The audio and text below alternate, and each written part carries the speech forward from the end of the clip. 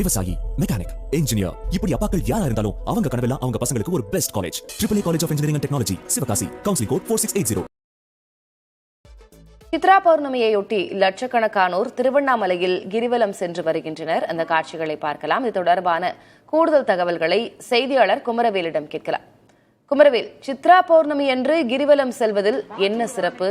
எவ்வளவு பேர் பக்தர்கள் அங்கே வந்திருக்கிறார்கள்? என்ன சிறப்பு ஏற்பாடுகள் செய்யப்பட்டிருக்கு?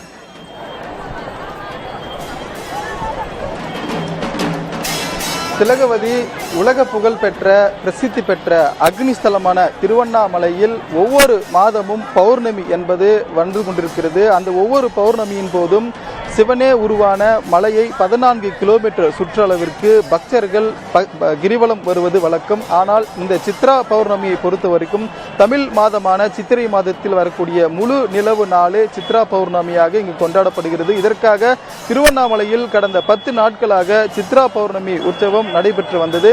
இந்த சித்ரா பௌர்ணமி தினத்தில் கிரிவலம் சென்றால் பல்வேறு பலன்கள் கிடைக்கும் என்பது பக்தர்களின் நம்பிக்கையாக இருந்து வருகிறது. உதாரணத்திற்கு இந்த சித்ரா பௌர்ணமி தினம் சித்திரகுப்தருக்கு உகந்த தினம். அவரை விரதம் இருந்து வேண்டினால் பாவ புண்ணியங்கள் கழியும், பாவ புண்ணியங்கள் நீங்கும் என்பது ஒரு ஐதீகமாக இருக்கிறது. அதே சமயம் சித்ரா பௌர்ணமி நாளில் கிரிவலம் வருவதன் மூலமாக ஆண்டு முழுவதும் ஒவ்வொரு பௌர்ணமிக்கும் 12 பௌர்ணமிக்கும் கிரிவலம் வந்த பலன் கிடைக்கும் என ஆன்மீக பக்தர்கள் கருதுவதன் காரணமாகவும் அவர்களுடைய நம்பிக்கை காரணமாகவும் இந்த சித்ரா பௌர்ணமி மிகவும் சிறப்பு வாய்ந்த ஒரு பௌர்ணமியாக பார்க்கப்படுகிறது.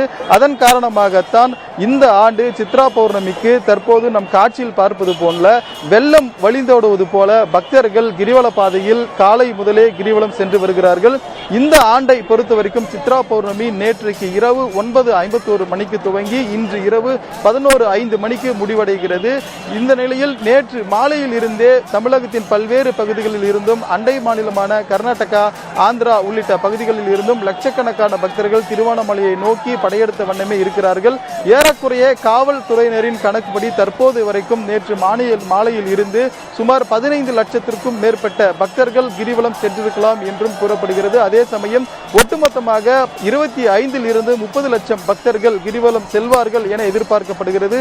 அதற்கு ஏற்றாற்போல்தான் திருவண்ணாமலை மாவட்டமும் திருவண்ணாமலை மாநகராட்சி நிர்வாகமும் உரிய ஏற்பாடுகளை செய்திருக்கிறது. உதாரணமாக கடந்த 3 நாட்களாக இன்றைக்கு மே 1 அரசு விடுமுறை, நாளை சனி, நாளை மறுநாள் ஞாயிற்றுக்கிழமை ஆகிய 3 நாட்களும் தொடர் விடுமுறை வருவதன் காரணமாகவும் கூட பக்தர்களின் வருகை அதிகப்படியாக இருக்கும் என கணித்ததன் காரணமாக நேற்று காலை 8 மணியில் இருந்து நாளை மதியம் 2 மணி வரைக்கும் திருவண்ணாமலை நகருக்குள் வரும் கனரக வாகனங்கள் மற்றும் அத்தியாவசியமற்ற இலகுரக வாகனங்களுக்கு போக்குவரத்து தடை செய்யப்பட்டு மாற்று பாதைகள் ஏற்பாடு செய்யப்பட்டிருக்கிறது.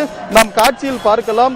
நேற்றுக்கு மாலையில் இருந்து தற்போது வரைக்கும் இதே நிலைதான். பக்தர்கள் சிவனே வடிவான அண்ணாமலையாரை நோக்கி பக்தி கோஷங்கள் முழுக்க அண்ணாமலையாருக்கு அரோகரா என்ற பக்தி கோஷங்கள் முழுக்க தொடர்ந்து கிரிவல பாதையில் சாலையே தெரியாமல் மக்கள் வெள்ளமாகவே காட்சியளிக்கிறது. உங்களுடைய விவரங்களுக்கு நன்றி.